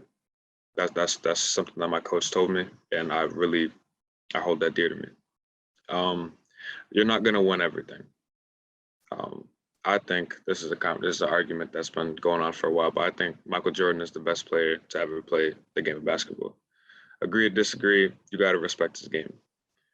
He has told me, he said, he didn't tell me, but he explained in a quote, but he said, I have failed multiple times. I'm not going to get it right word for word, but he said, I failed multiple times over and over, and that's why I succeed. So I feel like people get so caught up in winning that they forget that as long as you pushed yourself as hard as you could and had fun, it's the outcome, you can't control the outcome. The game starts 0-0 as long as you give and everything. Game starts 0-0 as long as you start out working your butt off, having fun, and just giving all that you have. You'll see what you'll see what the outcome will be. So I mean, honestly, just have fun working hard, but also I want to lead to be a better person in general. So I carry those two, I think I carry those two morals with school, with my family, with basketball, with soccer, just with life. As long as you give it your all and have fun while you're doing it and not get so caught up. And I feel like some people think that working hard is a punishment. Like, you know, my coach, Coach Tucker, he's a demanding coach, but he has us do 17s. And we get them done under a minute, then we're good. But I have fun doing it. Am I tired at the end? Absolutely. But I have fun doing it. Why? Because I'm pushing myself to be a better person, pushing myself to be a better individual. That's testing my work ethic. And whether it's a 17, whether it's a really hard problem in the classroom, whether it's a misunderstanding or miscommunication I had with my mom or my dad or members of my family, as long as you work hard to work through it and have fun doing it, I think, you know, the outcome, you'll still see the outcome, and what you do will reflect on what the outcome will be. So the work you put in now, working hard, having fun, taking care of the little things, then the outcome will, you know, reveal itself. So for my next question, can you share what you think your particular strengths, gifts, or talents, and how did they help you become the leader, and or how are they important to your success in your leadership position? Sure. So I'll take it from a player perspective. When I was a player, I thought one of my biggest strengths was my work ethic. So, you know, you identify your strengths as an athlete, and if you're honest with yourself, you can identify your strengths and see what you can bring to the table to the team. So for me, it was speed. It was being pretty athletic, so they could translate to both of the sports that I pretty much spent most of my life playing. And when you do that, if you combine the athletic and the cerebral part of the game, and I thought that was the second piece that I really spent a lot of time doing, was really learning the games I was playing. Because if you do that, as Roberto pointed out and Isaiah pointed out, you know what you don't want as a coach? You don't want robots out there. I don't want a robot. I need someone who's going to react to what's going on out there. So, you know, as we would say in basketball, if you dummy the offense, some people go out there and run the offense like they're dummying the offense. So you don't want to do that. You're going to react because the defense is going to do something to make you make a different cut out there or go set a different screen. That's the way the game is played. Or in baseball, maybe the offense is going to surprise you with something offensively, and you defensively, you better be ready to react. You know, very simple, you know, a CD that they used to be out there, you know, where's the play? You know, very basic baseball that you could have for little leaguers, but I thought was very informative because that's it. That's part of the game. You have to be very cerebral, and you can take that into any part of your life. If you have good work ethic, you recognize what your strengths are, you implement those strengths into your everyday life, and you know, you become as cerebral as you can. Learn what you are doing as best as you can. So it would be the same right now for you academically. Academically, you want to do the best that you can. You know, you don't have to be in school the best reader, the best writer. Again, there are tools to help you to get there, to do those things as well as you can.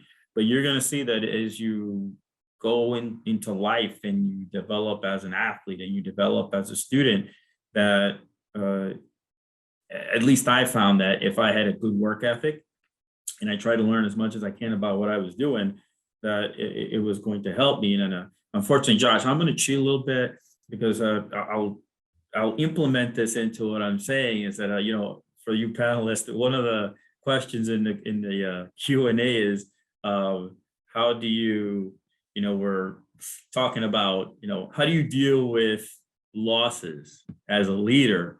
You know, I'll say this, I'll give my 2-second answer is, as a player, I was terrible. I have to admit, I was terrible. I didn't deal very well with losing. My parents would say, what's wrong with this kid? You know, and I come back from losses. And I would say that as a young coach, I didn't deal well with losses. But where I bring it back is that I guess as you get older, you can learn from losses. You can learn from losses. And, I think technology is a great tool because it does come back to the cerebral part, because you got to say, well, why did certain things not go right? Or, what did we do wrong? How can I teach us to do better next time, or specifically, not just going in the locker room and say we didn't do this, we didn't do that. No, you got evidence. You got evidence, and you can really learn from the experience. I'll follow that up. Particular strength I would say is that I try to think of myself as trying to get 1% better every single day, and whatever it is I want to do, whether it's a leader, whether it's something specific in regards to baseball, and try to surround myself with really smart people. I never want to go in, especially during, COVID, a lot of Zoom calls. I made it a point. I was on Zoom calls all the time with all different types of people, from professional baseball to college coaches, and continue to improve my craft. I wanted to be a better coach. We ask our players to work every single day and be better, and us as leaders need to do that as well. So I think that same philosophy we tell our kids, hey, you need to do this, we need to do the same. And I think that's a strength of mine, is that, I'm humble enough to know that I don't know everything, but I'm sure that I'm going to continue to grow as a coach and as a leader. And even in my professional life, and even in my with my relationship with my fiance, I'm getting married in a couple of weeks. And, all these things of being a leader, it's not just on the field. It's not just on the court. It's not just being an administrator or whatever role in it. It's in your relationships too, right? Because eventually a lot of guys on this panel, you're going to get married, you're going to have a family one day. And the way we communicate, and we talk about relationships and things like that and how we communicate, that's going to carry on into that, into your personal life. And I think, us as coaches are part of that development. So I think I would say that's one of my strengths. I would say is connecting with players and connecting with students, and trying to advise them. Are we going to change everybody's ideas and everything else? Not necessarily, but we'll give them the tools and we'll give them the right path, and hopefully they make some positive decisions for themselves. Well, first of all, congratulations. That's great. That's great news. I want to just piggyback off what he just said. So I have this saying that I use, and it kind of speaks to what Coach Mercado was talking about. And it goes something like, you are who you are wherever you go. And so, what you see for students, what the habits that you develop in the classroom as a coach, I could see those same habits on the field.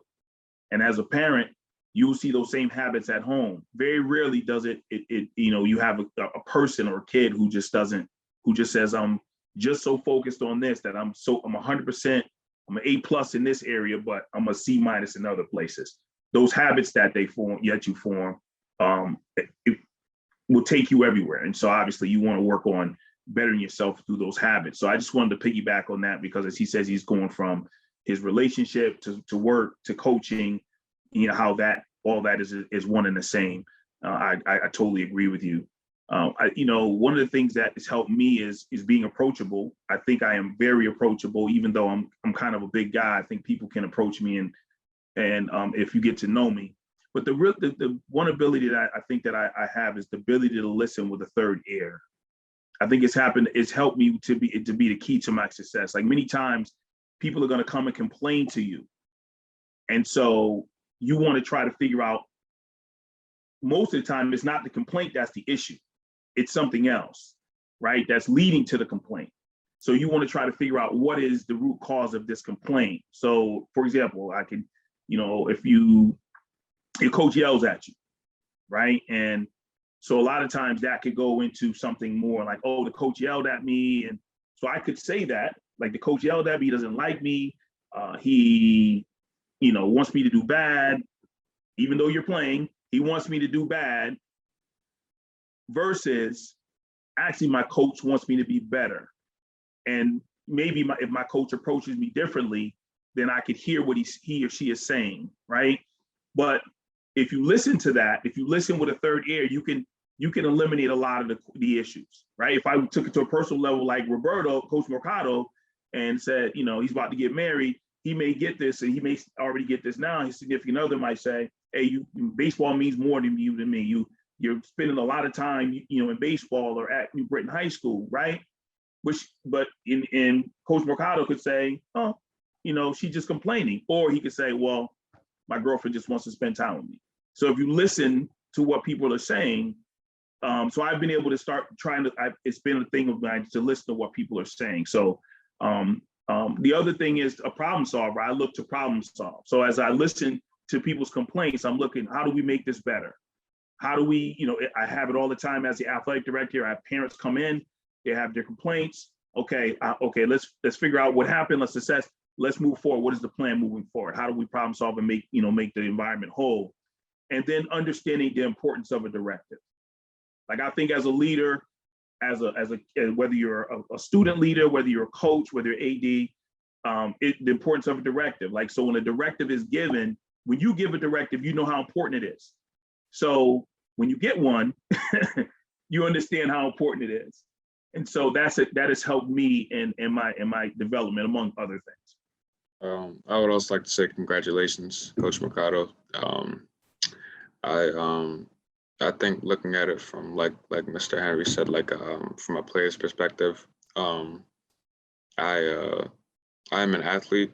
I'm pretty athletic for my age. I also can get to the hoop pretty quick. Got some long arms, so I can kind of get by defenders pretty quickly. I also had a growth spurt going into 8th grade, so I was a smaller kid up until then. So I developed guard skills. But now me being, you know, not extremely tall, but usually one of the taller kids on the court, I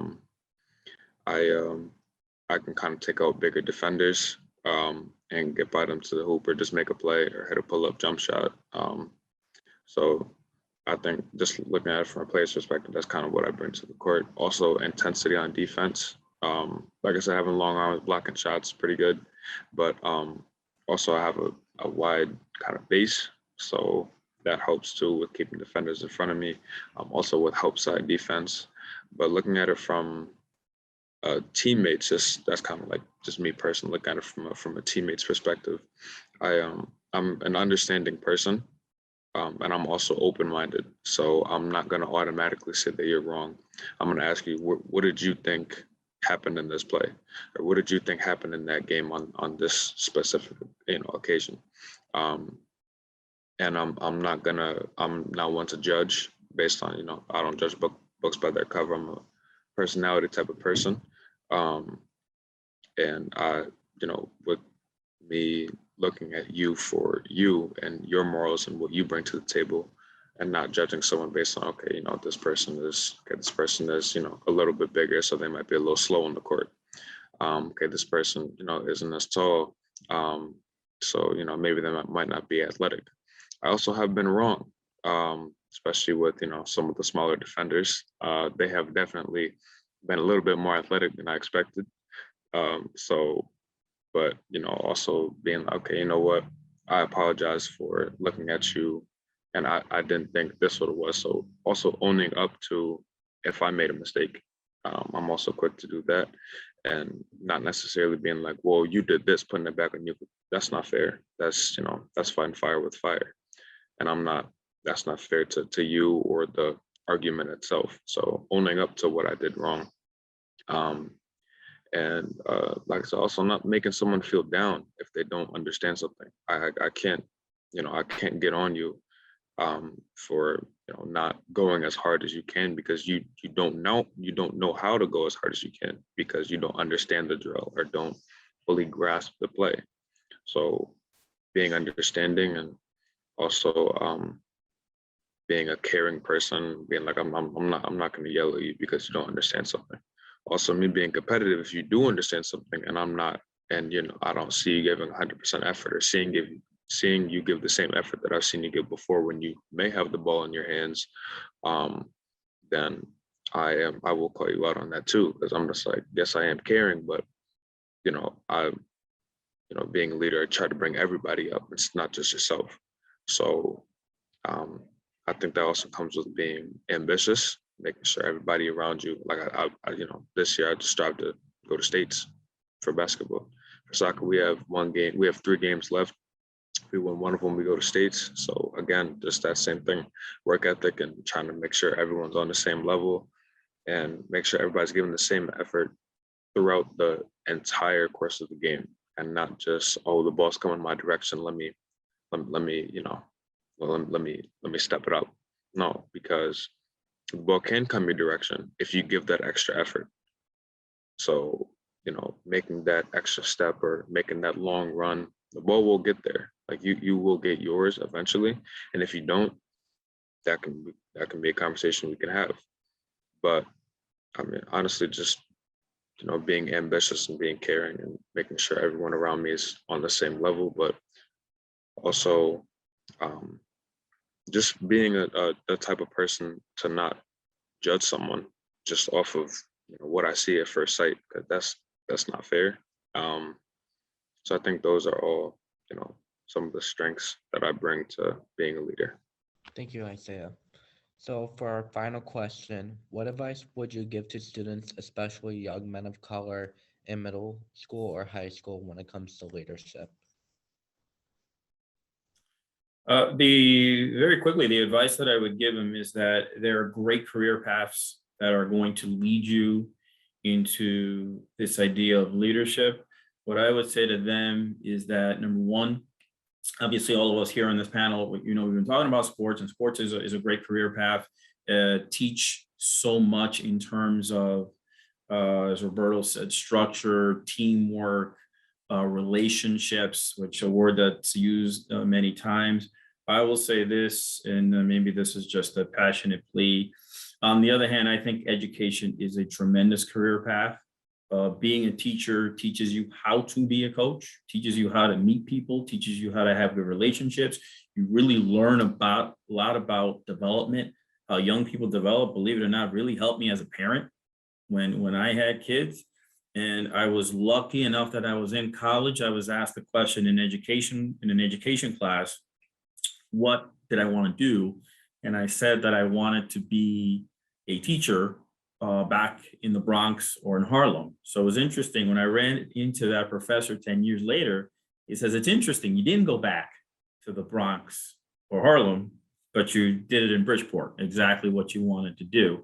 So think about a career in education, and think about, serving your community, because it's important. It's important that, as the panel said before, and this panel's been talking about, that just as important as it is to be a leader in terms of what you're doing now, it's very important to look at yourself as a leader going back to your community and doing something positive in the future for that community.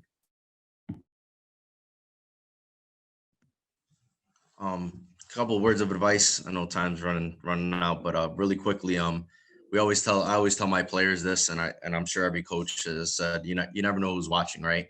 You never know who's watching. And I think us, even as adults in our career, if we want to be, we're not where we're done yet. We want to continue advancing, but also being where our feet are. I think that's an important thing that Mr. Fulton said too, is that we want to be where our feet are. We want to work our tail off in whatever position that we're in and whatever role that's in, to continue to grow. And I think, as a man of color and people on here, I think we have to represent ourselves a little extra and show that hard work and effort and say, hey, you know what?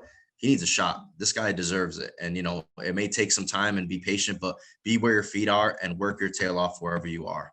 I've been given opportunities in my life because I've committed to certain things. I've been fortunate enough to have opportunities because of my work ethic. And I'm not going to get into me personally, but again, those opportunities were given to me because I worked hard and I surrounded myself with great people. And even from the previous, the first hour, I think it was Carlos made a comment about networking. I think it's important, network, get to know different people. You never know, never want to burn bridges with people, whether it's a teacher, right? Whether it's a coach. And again, you got to learn from good coaches. You got to learn from the bad coaches, right? And that's what kind of creates who you become as the leader, right? Because I'm not created just for my parents. No, I'm created by all the experiences I've had. And, being still relatively young, and, not for high school guys, I'm probably old, but these experiences that I've had throughout my life is what kind of created the person I am as a coach and as a person. I think, like I said earlier, be a lifelong learner is extremely important. I'll never forget that. And one last thing that I've said this to multiple people is don't ever take criticism from someone you wouldn't take advice from. All right. There's a lot of people out there there's a lot of noise that tell you, oh, you shouldn't be doing that. No, you have your inner circle, and those people are the ones that you really care about, are the ones that you need to listen to, right? With social media and all the stuff that's going on. Oh, you can't do this, you can't do that. There's so much negativity out there. And as a leader, I think we have to do that and make sure we look out for each other and never take criticism from somebody you wouldn't take advice from. So that's my advice. Thank you, guys.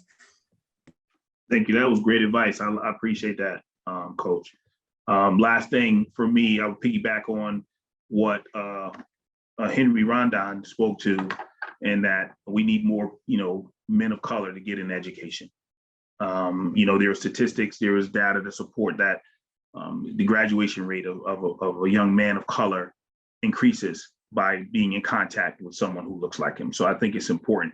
As you see me as, one of the very few, if I would say I know of 3 men of color as athletic directors in the state of Connecticut.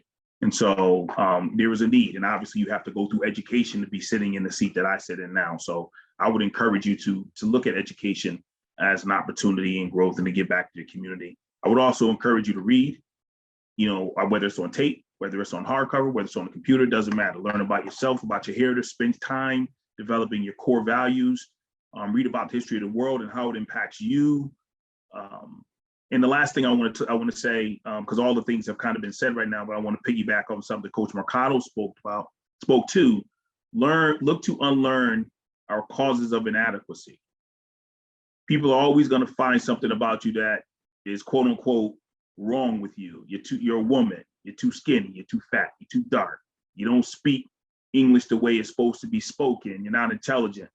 All of these adjectives and descriptions are taught to us consciously and unconsciously, subconsciously, through social media, through television, all these different things.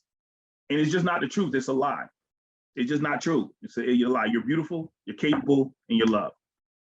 Understand that.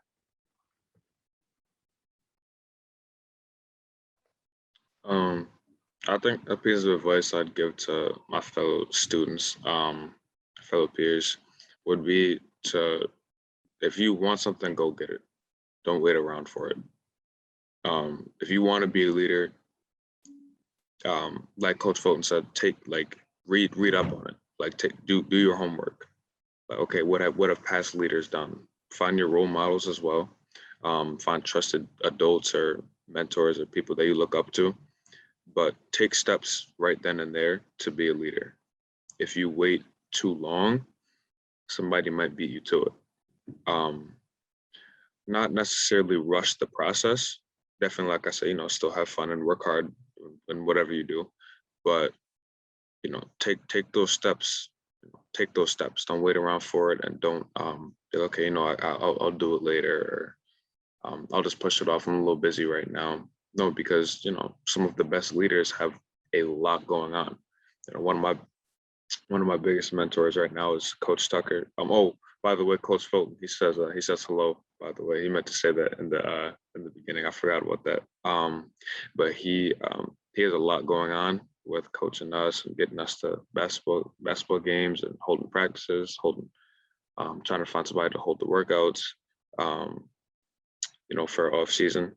But he got a lot going on. He's a great leader. So I look up to him, ask him, what steps can I do to be a better, not just player, not just student, but just a better young man. I'm at that age now where I'm not quite a man, but I'm getting there. And just basically take those steps now and don't wait around don't procrastinate. Because if you procrastinate, then other people will, there's always someone else. Also, like Coach Mercado said, have integrity. You never know who's watching. There's been plenty of times where you look in the crowd, see somebody, maybe they're just another parent. He could be a D1 coach, looking, scouting and looking around, see, okay, who's working hard, who's pushing themselves, who's bringing up their teammates. So definitely, have integrity with everything you do, and not just on the court, in the classroom. when just because the teacher steps out for a minute doesn't mean you can goof around and not do your work. No, because there could be another student or another like teacher in the room, or the principal could just walk in and see you're up out of your seat not doing what you're supposed to be doing just because the teacher stepped out. That's not having integrity. So honestly, have integrity and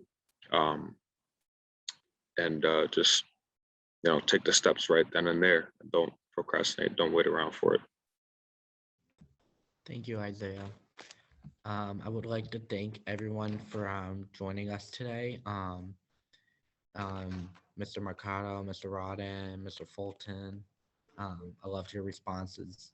Thank you to Isaiah. It's important that we have students be heard as well. Also to everyone that has joined us today, we would like you to fill out the survey about the conference, and I hope you all have a good rest of your day.